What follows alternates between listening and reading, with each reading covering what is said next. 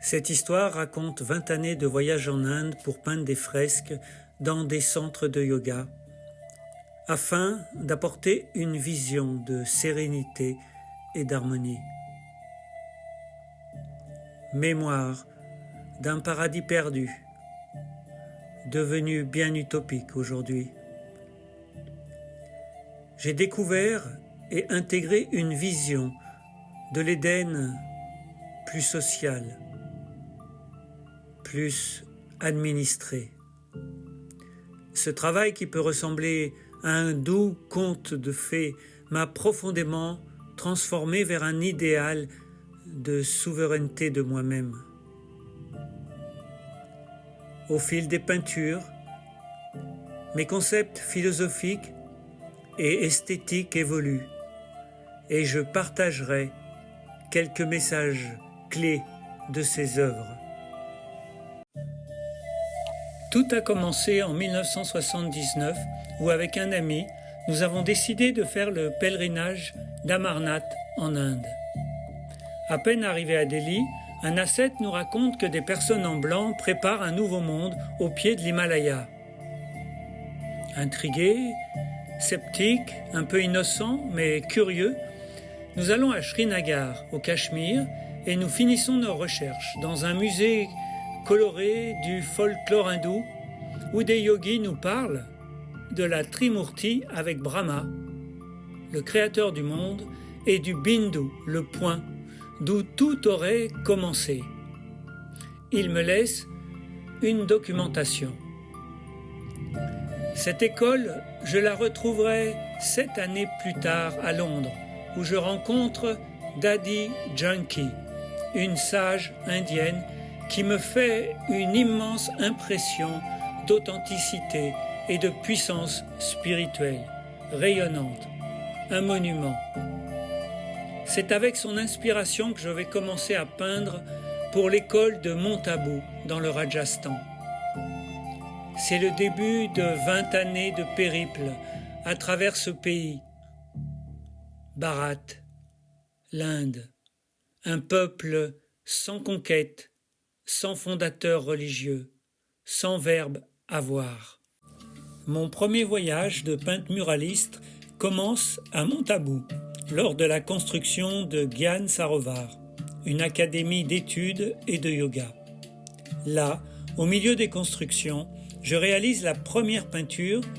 Un bateau-kiosque invite à la traversée vers un royaume fantastique sous un ciel d'arches aux nuances violines.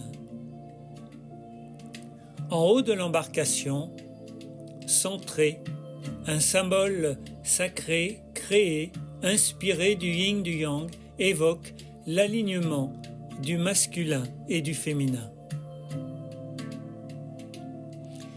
La deuxième peinture de l'Académie est pour le centre d'études et de séminaires. C'est le thème de la rencontre et la coopération entre science et spiritualité, d'où émerge une lumière intense. La vision de ce monde meilleur est très naturaliste, tout juste une petite construction au loin. La troisième peinture est la participation à une galerie d'art spirituel où l'on retrouve le thème de la transformation de l'humain au divin. Cette galerie d'art regroupe des peintres sur le thème de la divinité d'inspiration indienne. C'est pour moi le début de l'intégration de personnages dans ma vision picturale de l'Éden. La première peinture, toujours sur le thème naturaliste, symbolise l'entrée au paradis avec une arche de fleurs, le portail, le franchissement, l'ouverture vers une nature luxuriante. La deuxième peinture fait apparaître la transformation de l'homme en déité. C'est le début d'une compréhension de la souveraineté de soi, qui ouvre vers une organisation sociale plus harmonieuse. toujours au Rajasthan, à Abu Road, dans l'immense auditorium de Shantivan, un grand complexe d'accueil et de rassemblement. Cette peinture va révéler une unité sociale sous forme de danse en couple, symbole de communion des relations humaines. Des édifices vont apparaître, palais, théâtres, etc. Retour à Delhi, près de Gurgaon, pour la construction d'un tout nouveau pôle d'éducation et de retraite spirituelle. Là, pendant 5 années, je vais animer des salles de séminaires du campus avec des visions conceptuelles d'un monde idyllique. À cette période, je devais quitter la France pour m'installer vivre en Inde, au sein de cette école. La première peinture de ce lieu sera l'œuvre majeure de mes représentations d'un monde édénique. Une peinture dédiée pour la salle officielle des séminaires. Cette fresque, détaillée de plus de 6 mètres de long et 2 mois de travail, rassemble la vision intérieure avec la nature et la vision d'humanité avec des enfants qui retrouvent leurs parents. Regardons de plus près les détails de cette peinture et son message philosophique. Au centre, dans le ciel, une forme spiralée, subtile, représente une corne d'abondance qui déverse la fortune d'un monde merveilleux après fumées et nuages d'un monde ancien. Cette peinture compte la confluence du temps entre le début et la fin d'un cycle cosmique. Une forme de Big Bang, avec le retour cyclique de la lumière de paix qui engendre l'éternel mouvement de la vie. Au-dessus du lotus, le bindu, le point source, qui transforme l'ancien, le vieux, en fraîcheur et renouveau d'une création pure, originelle et éternelle. C'est le Sanatan Dharma de l'Inde, le retour à l'ordre juste des choses, la compréhension illimitée, l'ouverture du troisième œil qui réveille la présence d'une conscience où connaissance du passé et avenir sont contenus dans l'instant.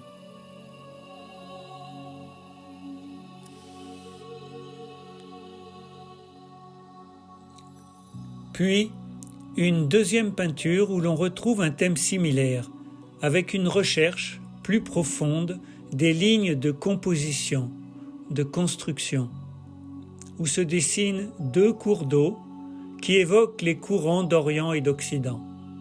D'un côté, on retrouve la famille, le palais, et de l'autre, la nature, avec comme fond des montagnes évocatrices, à gauche, symbolisant la paix avec la colombe, et au centre, le trèfle, suggérant la Trinité ou la Trimurti et la naissance d'une création de bonheur. Le voyage continue avec une peinture de l'auditorium à Shanti Sarovar, lieu de retraite et séminaire à Hyderabad, dans l'Andhra Pradesh. Là, impressionné par le gigantisme du développement de l'infrastructure urbaine, ma réflexion se pose sur un rapprochement entre la puissance de l'énergie physique, principalement l'électricité, et de l'énergie spirituelle. La peinture, à l'entrée de l'auditorium, montre un arc de lumière qui utilise et transforme ces énergies pour créer un univers féerique de divinités représentatives de la culture hindoue. La deuxième peinture, fond de scène de l'auditorium, est la plus grande réalisée.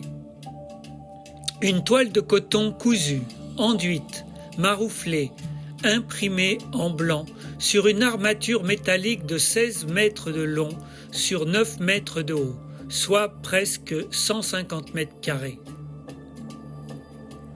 Cette peinture va mettre au premier plan la notion indienne de l'Éden avec une vie princière et souveraine, dont le premier couple sera empli de majesté, dans un royaume où palais et jardins sont au second plan. On retrouve ici pleinement le sens d'une culture liée à une maîtrise ou souveraineté naturelle de soi. De la création émanant du Bindu au centre, émane une civilisation dont l'idéal sont des rapports humains d'abondance et d'harmonie au sein d'une nature magnifique et ordonnée.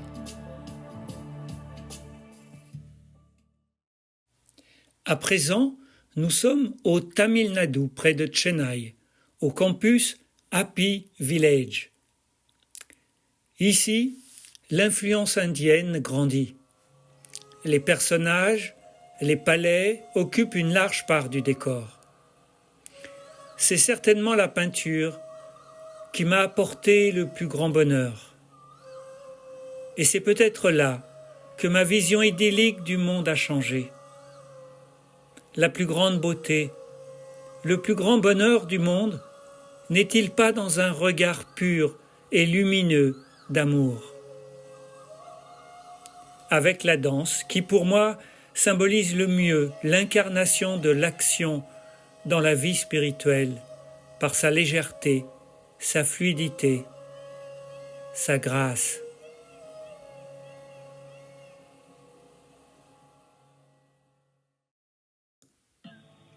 Cette fois, on remonte le continent indien, le Maharashtra, Pune, avec le complexe Jagadamba Bhavan, littéralement la maison de la mère du monde. La peinture présente à gauche une rétrospective des principaux lieux de méditation de l'école en Inde. À droite, l'image d'un paradis avec l'iconographie classique de l'Inde, le chant céleste de la flûte de Krishna et l'évocation de sa souveraineté humaine est peinte par la représentation du lion suggéré par la cime de la montagne. Retour à Mount Abu, Rajasthan, avec une œuvre pour Global Hospital, un hôpital qui offre gratuitement à de nombreux patients des soins basiques. Le Hatha Yoga m'inspire la santé et la posture de l'arbre est représentée au premier plan. Vivre l'équilibre et retrouver son axe, l'alignement de l'être. Cet alignement est suggéré par la beauté du pas en vol, semblable à l'ange, vers la puissance du lever de soleil, le suprême. À droite du tableau, la présence féminine manifeste l'amour, la douceur, avec la mère et les enfants, ainsi que la puissance de vie avec deux grands arbres et la force d'éléphant. Le parcours de 20 années de peinture en Inde se termine. En extra, et pour conclure, un complément de peinture réalisé en Malaisie, au Portugal et en Serbie reprennent les thématiques abordées. À Kuala Lumpur, Malaisie, la peinture évoque la vision d'un monde qui devient réalité, l'oiseau phénix qui renaît de ses cendres, est un rappel à l'éternel retour. Une femme de ce pays, principalement musulman, observe. On retrouve les principaux thèmes avec une réflexion posée entre le rapport de l'observateur et de l'observé. Qui influe qui?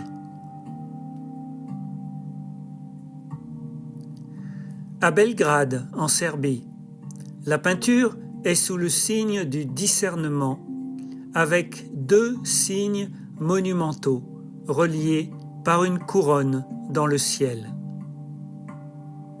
Le message de cette peinture est l'ascension à la souveraineté, qui est une reprise plus étendue d'une partie de la peinture de Global Hospital. Au premier plan, le lotus, symbole de pureté, puis un couple de personnes en yoga vers la réalisation de soi. Au-dessus d'eux, on retrouve le paon en vol qui se dirige vers la couronne, la souveraineté de soi. Et pour terminer cette vidéo, 2 peintures du centre de yoga de Lisbonne au Portugal. Un hymne à la danse. La danse est peut-être l'art majeur d'une vie naturelle, fluide, majestueuse, de par l'énergie constante de grâce avec laquelle se meut la divinité incarnée dans un corps humain.